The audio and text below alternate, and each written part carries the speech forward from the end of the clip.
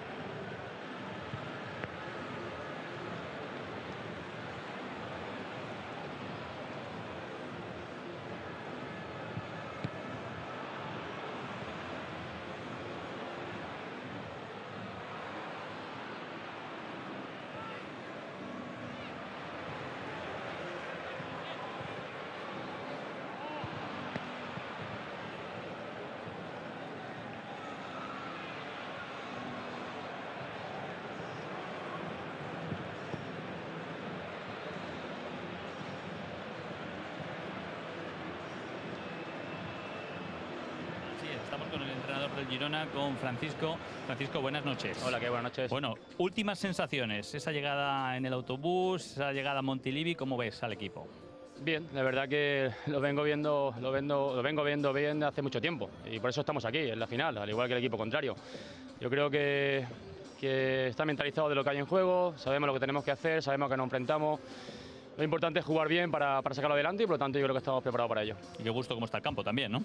Sí, bueno, este campo siempre está así, la verdad que es una gloria en segunda división encontrar el campo así. Yo creo que la mayoría de los campos hoy en día están así también. El partido de ida yo creo que fue una cosa excepcional, no vamos a encontrar nunca nada así.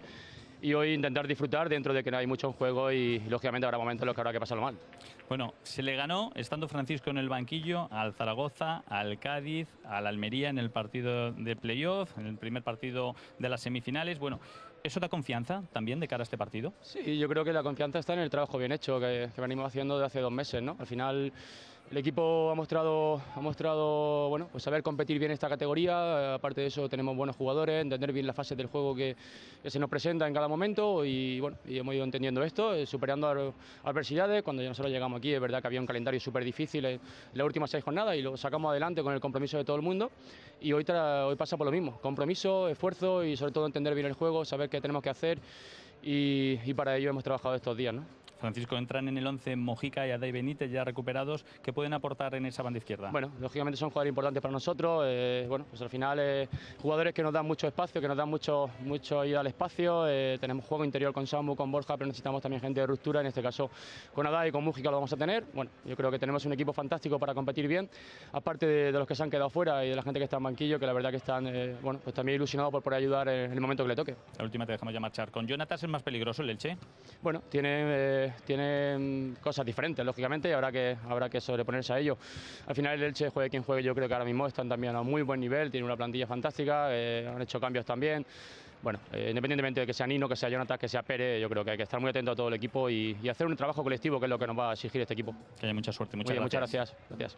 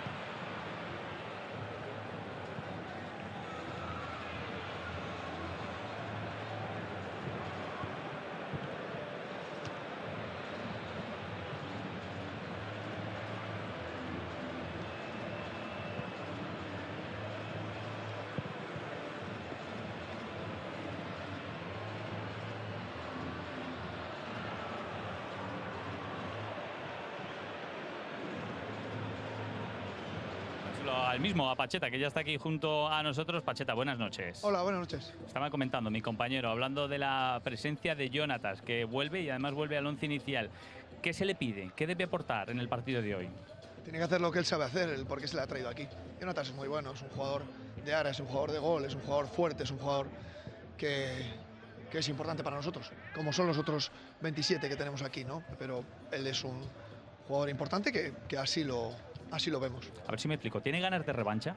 Por lo ¿Yo? que le pasó, no, Jonatas, por lo que le pasó en el partido, porque él tenía muchas ganas de aportar, de ayudar a sus compañeros y seguro que terminó dolido con esa acción que le costó la expulsión. ¿Cómo lo has visto? Lo que tiene que hacer es hacer lo que él sabe hacer y ya está. No tiene que tener ni más ánimo ni nada. Hoy la activación es muy sencilla. Hoy hay que parar la activación, hoy todo el mundo está conectado. Entonces, Jonatas, ¿qué hace? Va a hacer lo que él sabe hacer. Otro hombre en el once inicial. Mantienes la línea de tres centrales con los dos carrileros largos y está Josan para echar una mano también a intentar parar a Mojica y a Dai. Vamos a ver cómo se va dando el partido, si empiezan a la derecha, empiezan a la izquierda, vamos a ver cómo va el partido. Nosotros vamos a intentar ser protagonistas del partido. Nosotros vamos a hacer lo que hemos venido haciendo todo el año. Somos un equipo con balón que hacemos muchas cositas y vamos a intentar ser protagonistas. A partir de ahí, nosotros venimos con toda la ilusión y venimos a competir, y el equipo va a competir. Esa es la única misión. ¿Y a salir a buscar el gol cuanto antes, a intentar aguantar un poquito o cómo hay que hacerlo? Ya veremos a ver cómo va el partido. Nosotros salimos a ganar, el partido se plantea para ganar, el partido se prepara para ganar y a veces el gol te llega en el minuto 1 y otra vez en el 90 y otras veces no te llega. Entonces, bueno, vamos a ir viendo cómo va el partido y a partir de ahí iremos decidiendo. Pero nosotros, el planteamiento del partido es ir a ganar. Y luego, el fútbol es caprichoso. Pacheta, tiro de memoria, llegabas 28 de febrero de 2018, segunda división B, para subir al equipo, lo subes, lo mantienes en la categoría con solvencia, se puede decir que de forma holgada, y ahora el sueño del ascenso, lo decías tú, el sueño a un partido. Esos gatos en la barriga de los que hablabas, ¿cómo están? Pues siguen, esos no se van hasta que se vaya el partido. Es verdad que cuando arranca ya, se para todo y ya está en manos de los chicos y lo único que podemos hacer es ayudarles. Pero sí, llegamos en febrero de 2018, estamos en agosto del 2020 y tenemos la posibilidad de irnos a primera división. Estoy muy emocionado y orgulloso de lo que se está consiguiendo. Muchísima suerte, muchas gracias. Gracias a vosotros. Gracias.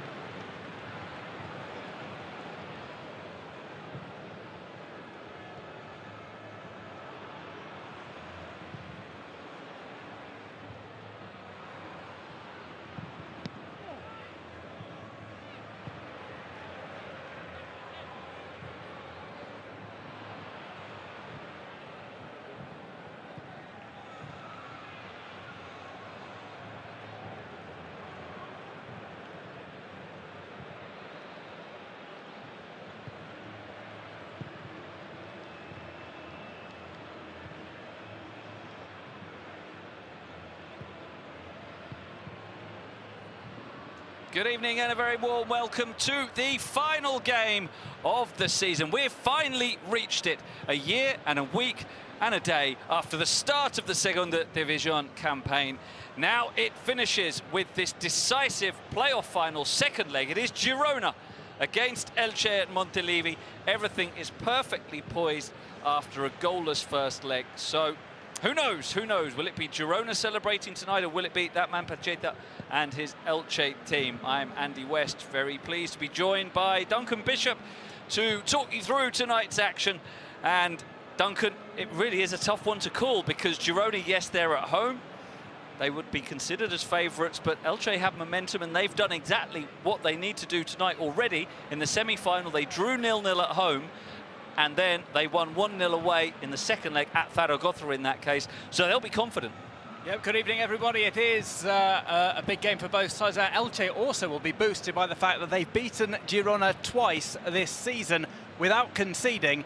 If they get a goal today, that away goal will count for a lot. It's going to be a very different proposal to what we saw in the first leg. The pitch is going to be a huge factor. It was not in the greatest of condition, the Martinez Valero, for the first game. It was a drawn-out contest there, a rather grinding one, although we didn't see too many yellow cards produced in that one.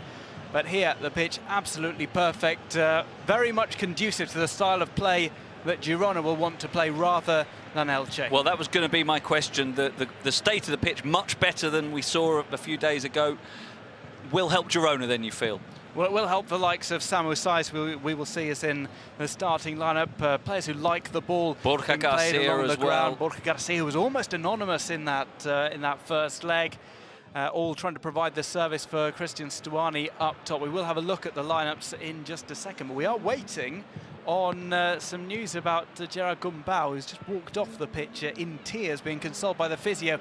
We'd imagine he is not going to be playing any part in this contest. No, it certainly didn't look that way. About a minute before we came on air, in fact, it was, as you say, Duncan Gumbau walking off in tears, limping away. So he's obviously pulled a muscle, it seems, in the warm-up, and someone else will have to start. And that would be a big blow for Girona, because Gumbau, alongside the captain Alex Granell, really is a rock in midfield for Girona. This would have been his 42nd appearance of the season, 36 of those starts.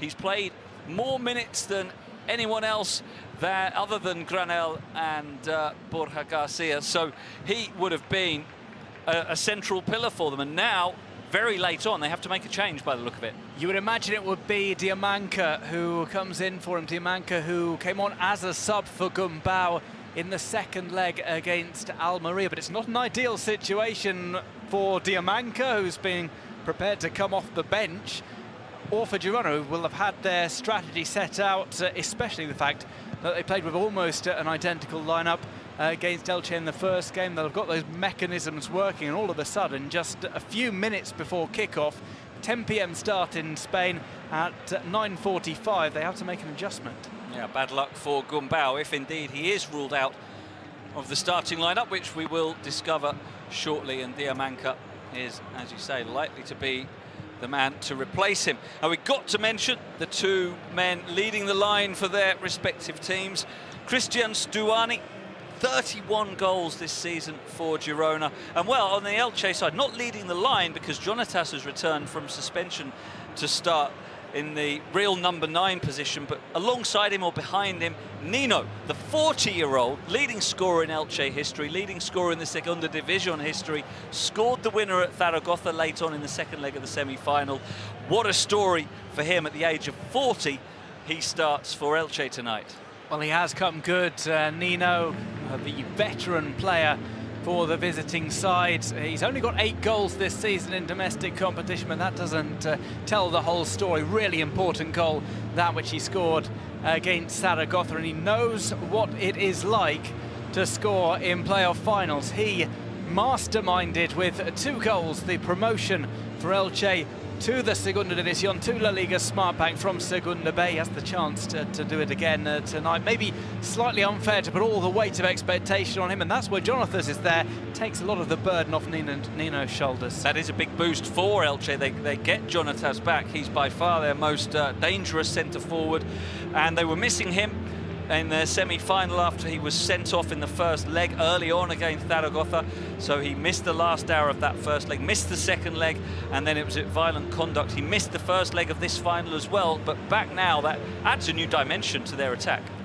Well, suspensions originally weren't going to be too much of a problem in these playoffs because all of the accumulated yellow cards were scrubbed. Well, Jonatas seemed to have other ideas, and so did VAR, because originally that challenge was given as a yellow, and then after checking with the video assistant referee, a straight red card shown, and that the only circumstances in which a player would miss 2 games through suspension. Massive to have him back, especially for the second leg, though, especially when he can get an away goal, which could prove to be so vital. Only one circumstance in which this game will go to extra time is if it remains 0-0, and you can't see that happening with the way these teams have been able to rally late on in their playoff games so far. Also worth mentioning, there will not be penalties tonight. If it is 0-0 after extra time, Girona would go up. That is the regulation in the Segunda División, that they would go up because they finished higher in the regular season. Girona finishing 4th, Elche finishing 6th, sneaking in with the well-publicised story of what happened to Fuenlabrada, who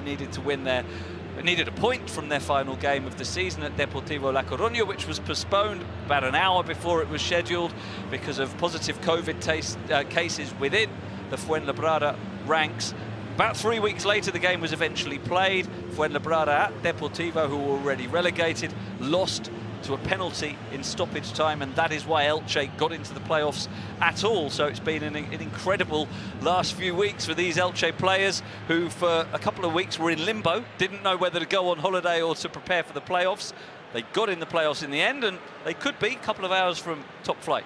Well, it so often happens. The teams in 3rd and 4th for now have been left by the wayside, and we're left with the teams 5th and 6th. It's not too much of an injustice because of how close the Segunda División is. So, okay, we had a couple of sides at the top who established a decent advantage, but Zaragoza, Almería, Girona and Elche separated by just 4 points at the end of the season. A couple of results in the last couple of match days, real deciders, but it would almost be harsh to leave out sides who didn't quite make the cut. So Elche will feel they belong, and we saw there Juan Cruz, the left-back, who'll be very important for them. He's maybe the best attacking fullback in the Segunda División. 8 assists for him, and he made the run, played the cross that led to the winner in the semi-final over Zaragoza, which was converted by that man, Nino. We can see his bottom half, the 40-year-old. Well, there's not too much of a gap between his bottom half and his top half. He's one of the smaller players on the pitch, but he just seems to be in the right place at the right time. But he is just better as a supporting striker, and that's why Jonathan is going to be such a help for him today. Nino looked a little bit isolated in the first leg. He can't do it all by himself, and the presence of Jonathan is a real boost. It'll be interesting to see how Elche play this one, because they have to score at some point. The point I made about no penalties means that if it's 0-0 full time, then 0-0 extra time, Girona go up. So at some stage, Elche have to score. How aggressively will they come out for a goal early on? In the semi-final at Zaragoza, in exactly the same circumstances, they really didn't. They played safe, played defensively, and really got the goal out of nothing. The Zaragoza had far more chances to win that game, but they kept their clean sheet, got the goal really on a break near the end, so maybe they'll be relying on a similar approach tonight. Well, it's hard to know what to expect, because Girona, likewise, Girona held an advantage against Almería by a single goal going into their second game in the semi-final. You would have expected them to sit back and defend the lead, but in fact, it was a frantic first half in which they were perhaps the more attacking side. It's going to be fascinating to see the approaches. Girona know that an Elche goal would completely change the dynamic of the tie. It would be almost double jeopardy for them. They concede an away goal. But how aggressively are they going to come out against Elche? I think we're going to find out in the first 10 minutes or so what the approach is, how reactionary the tactics are for both sides. What we did see in the first leg was a change for Elche to play 3 centre-backs specifically to keep Christian Stuani in check. Is Pacheta going to be so reactionary in this game, having seen what happened in the first encounter? From the team news, it looks as though it will be that again, a back 5 for Elche with the 3 central defenders holding